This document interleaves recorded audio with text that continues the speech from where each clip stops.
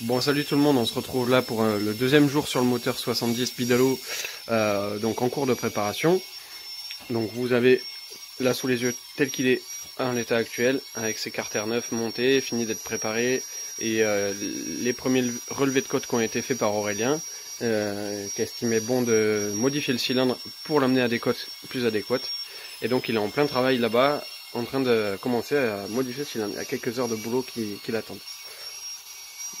Hop, je vous laisse voir un petit peu le moteur, les différents usinages que vous n'avez peut-être pas vu bien hier. Donc ça c'est l'usinage pour le passage carbu,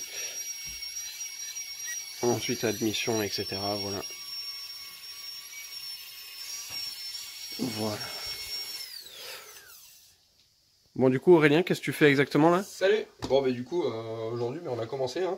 On a commencé à tailler le cylindre. Donc quand on dit tailler le cylindre, hein, c'est-à-dire que dans le jargon on commençait à adapter les cotes, donc en l'occurrence les diagrammes, modifs de balayage, etc. Donc vraiment la préparation même du haut moteur.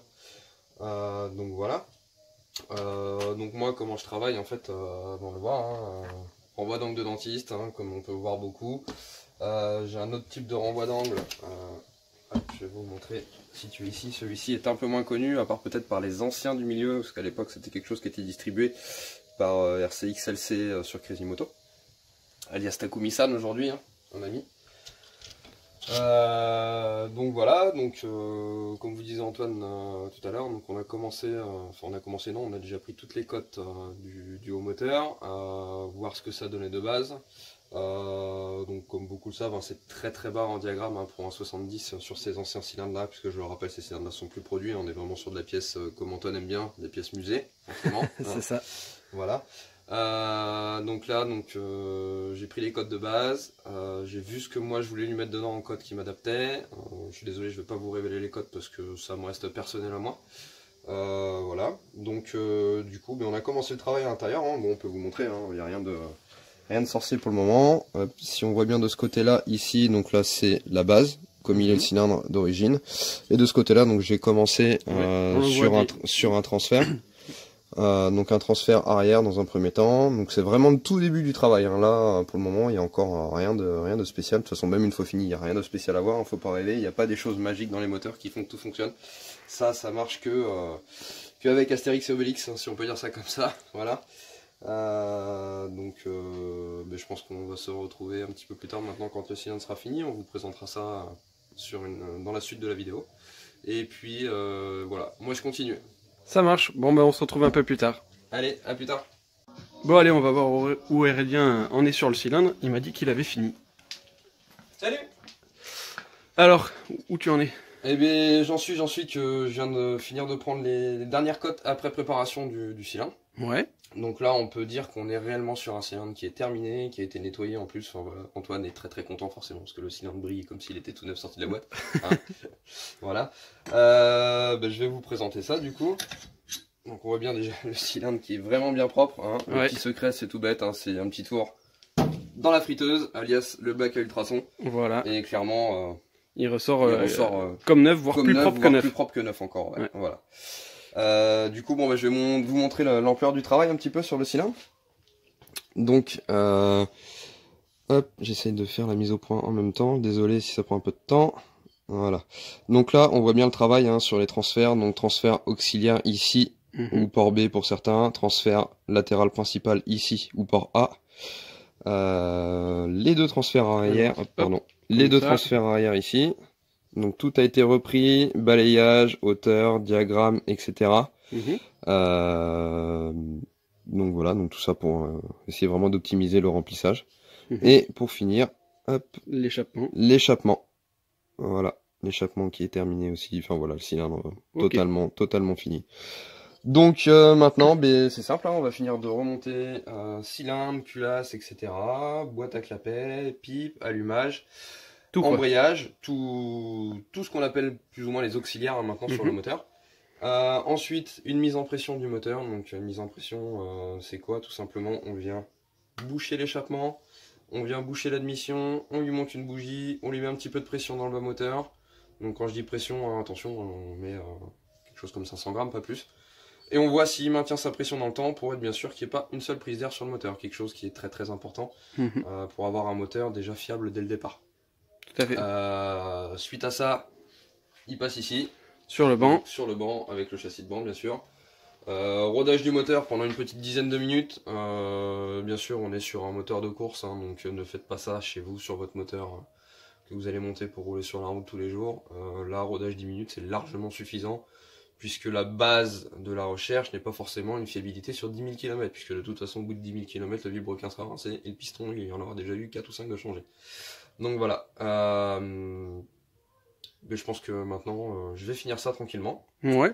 Et puis, on se retrouvera sur le banc, je pense. On va se retrouver sur le banc, je pense, ou peut-être peut-être sur la mise en pression du moteur, histoire de vous montrer un petit peu comment ça se passe. Ok, bon, ça marche. Allez, à plus tard.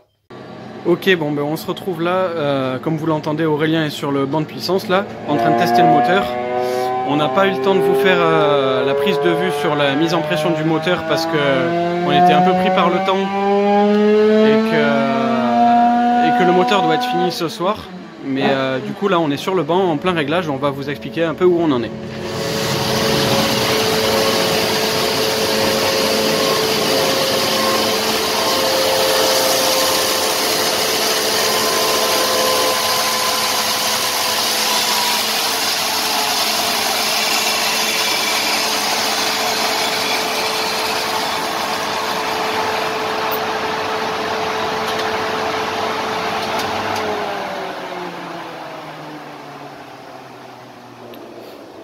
Bon, et nous revoilà toujours sur le 70 Bidalo d'Antoine.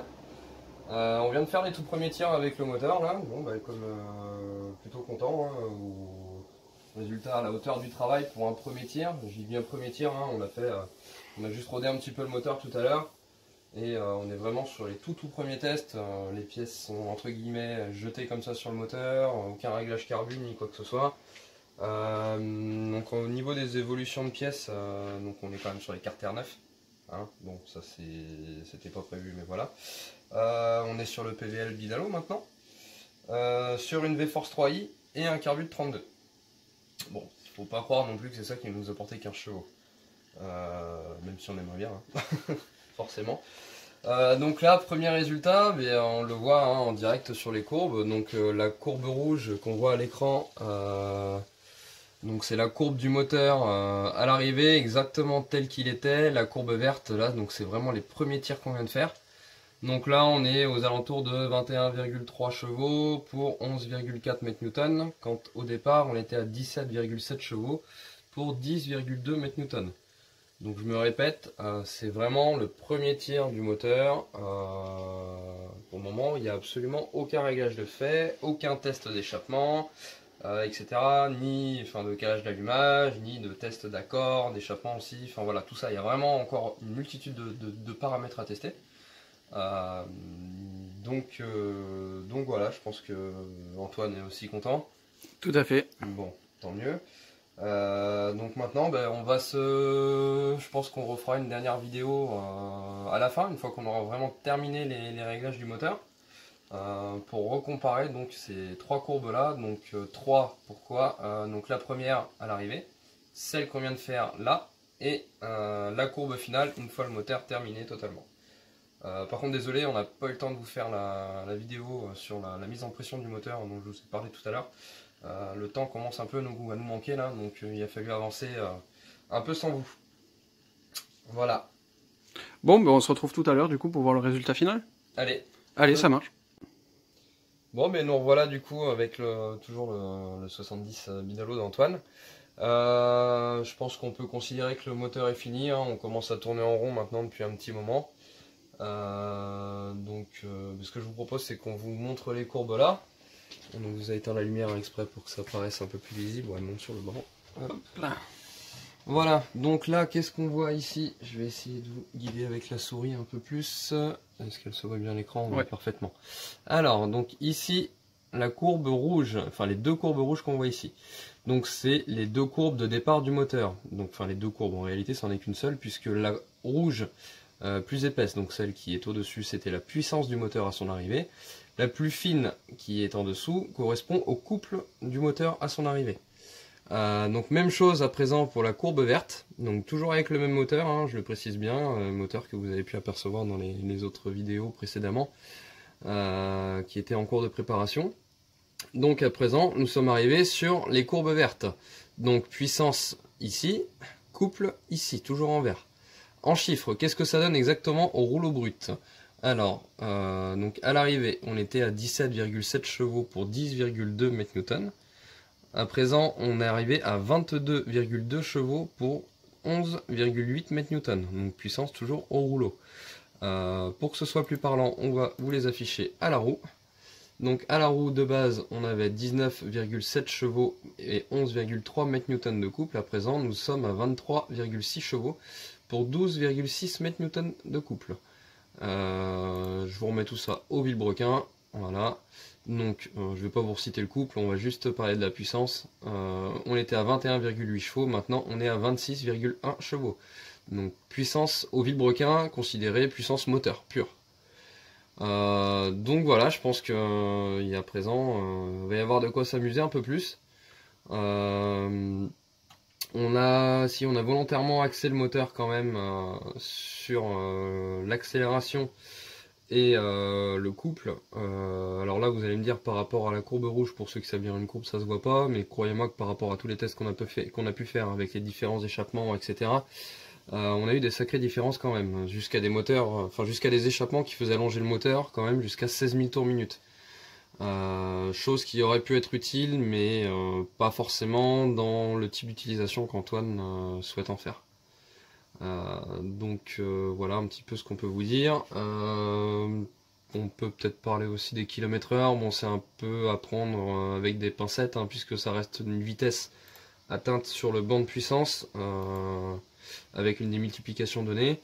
Bon, on voit bien que malgré l'augmentation de puissance et de couple, hein, forcément le moteur ne prenant pas beaucoup plus de régime que ce qu'il y avait avant, la vitesse reste assez similaire. Hein, on arrive grosso modo à 130-132 km/h à peu près ici. Donc voilà, par contre maintenant l'avantage, hein, c'est que le moteur étant plus puissant et plus coupleux, on pourra aisément mettre un pignon un peu plus grand et une couronne un peu plus petite, ce qui pourra forcément augmenter la vitesse, hein, sans forcément perdre d'accélération. Donc voilà, donc côté config, hein, par rapport à l'arrivée, donc on a quand même changé 2 boîtes à clapet, on a changé 2 carburateurs et aussi de pot d'échappement. Sans parler des carters, bon là malheureusement on n'a pas eu trop le choix pour passer sur des carters neufs. Et la préparation complète du cylindre, hein, que vous avez pu suivre à peu près, hein, je pense, précédemment. Donc voilà à peu près, hein, pour ce moteur là. Je pense que c'est la fin de ce chapitre Titouron 48. Je vais vous rallumer la lumière, ça ira un peu mieux. Hop, là. Voilà. Le voici. Donc je pense que on va tourner un peu la caméra pour une fois. Je crois que c'est la première fois qu'ils vont voir ma tête sur ma chaîne. chaîne. Et voilà, alors le fameux Antoine, alias Titouron 48. Bon, tes impressions là-dessus Antoine, qu'est-ce que t'en penses? Bien content, non seulement déjà du résultat final, mais aussi de découvrir un peu tout ça avec toi, parce que pour moi c'est nouveau, même si j'avais quelques notions, mais passer une journée entière à tourner autour du banc et tester différentes pièces, c'est sympa. On apprend pas mal de choses. Donc voilà, mais effectivement, ouais, je suis bien content du résultat final, et surtout dans la direction qu'on a prise. Effectivement, comme Aurélien l'a dit, moi c'est pour une utilisation un peu particulière en fonction aussi de là où j'habite, etc. Donc on arrive à quelque chose qui est quand même parlant, qui est probant, et je pense que ça sera vachement agréable sur la route. Bon. Ou en compétition aussi. Oui, ou en compétition, surtout que, rappelons-le que c'est un moteur qui à la base n'a rien à faire sur la route, hein, Antoine. Tout à fait.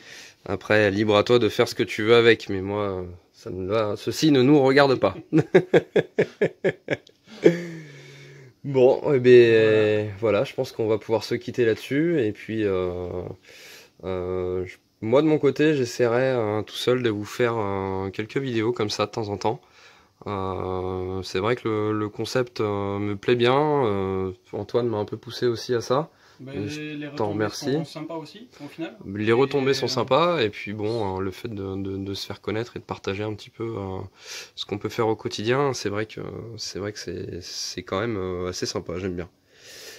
Donc voilà, bon, moi en ce qui me concerne, je vous dis à une prochaine sur ma future chaîne.